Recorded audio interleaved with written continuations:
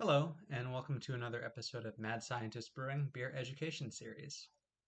In this episode, I'm going to be talking about yeast, and this is such a very broad topic that I'm just going to be covering the basics of it in this initial video.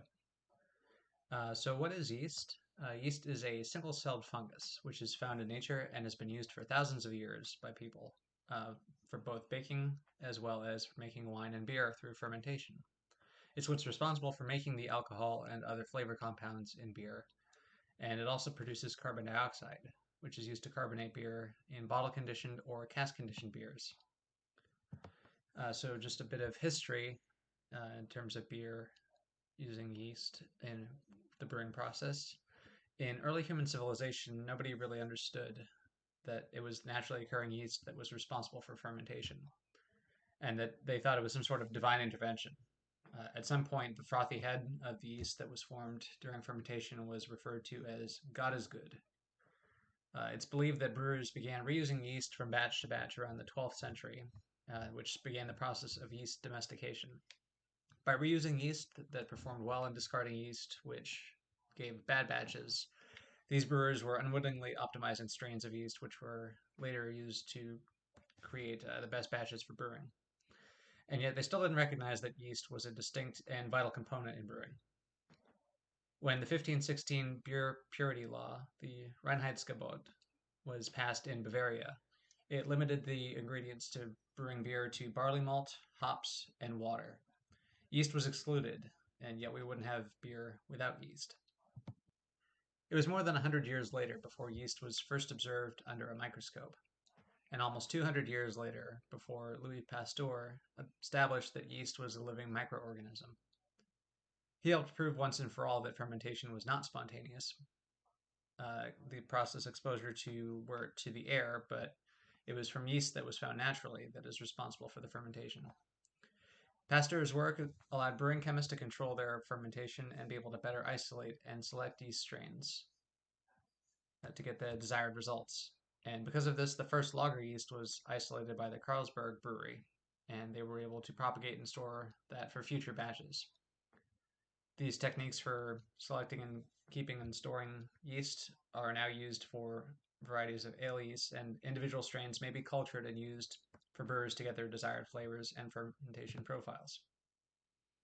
So when we're talking about yeast, while there are too many different strains of yeast that are used for brewing beer, there's two main types which determine how the yeast is going to behave during fermentation. The first is Saccharomyces cerevisiae, which is used for brewing ales. This yeast strain is called top fermenting because the healthy yeast gathers at the top of the beer during fermentation. Ale yeast prefers to function at warmer temperatures, 55 degrees Fahrenheit or higher, and typically finish fermenting within a few days to 2 weeks. These yeasts tend to produce lots of fruity esters, which give ales some of their distinct flavors over lagers. Some strains also produce phenols and other unique flavors. German Weizen yeast is unique and well known for adding banana and clove flavor to beer, and Saison strains add a spicy black pepper flavor. The other type of yeast is Saccharomyces pastorianus, or lager yeast. Lager yeast likes to ferment at lower temperatures, below 50 degrees Fahrenheit and as cold as 40 degrees Fahrenheit. It is called bottom fermenting yeast because it tends to gather at the bottom of the fermenter.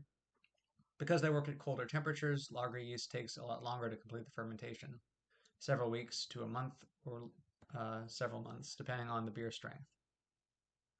Their slower metabolism and fermentation time means that they produce fewer esters and phenols, leading to a very clean fermentation character that is prized in lager beers, and which showcases the malt and hops in the flavor and aroma. Now, although Saccharomyces yeast has been cultured and was certainly a large contributor to fermentation throughout history, it's not the only yeast which has had an effect. Before yeast was cultured, all yeast was wild and uncontrolled. These wild yeasts are still present and can be sampled today, but without all the years of carefully selecting for traits, as with cultured ales and lager yeasts, it's likely that there'll be a variety of off flavors when brewing with these.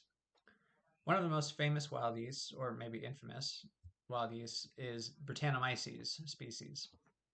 This yeast gets its name because it was so prevalent in British ales of the past, which were aged in barrels sometimes for months, where the wild yeast tended to live.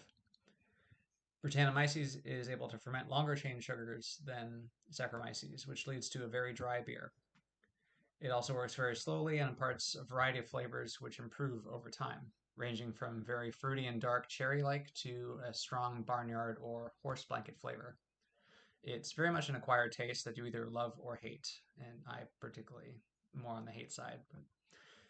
In many beer styles, wild yeast is a contamination and will ruin the beer, but it is essential to the flavors of some styles, like Belgian sour beers and the English Old Ale.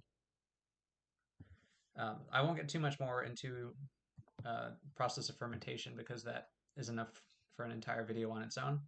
I would recommend, though, if you're interested in reading about yeast at all, the book Yeast, Practical Guide to Fermentation by Chris White and Jamil Janishev is kind of the standard that everyone goes to. It's very in-depth and provides a lot of information on fermentation, different kinds of yeast, and actually even how to set up a yeast laboratory if you were so inclined. All right, that is all I will cover for this first topic on yeast, and I will um, look forward to another video on fermentation sometime in the future. So until next time, cheers.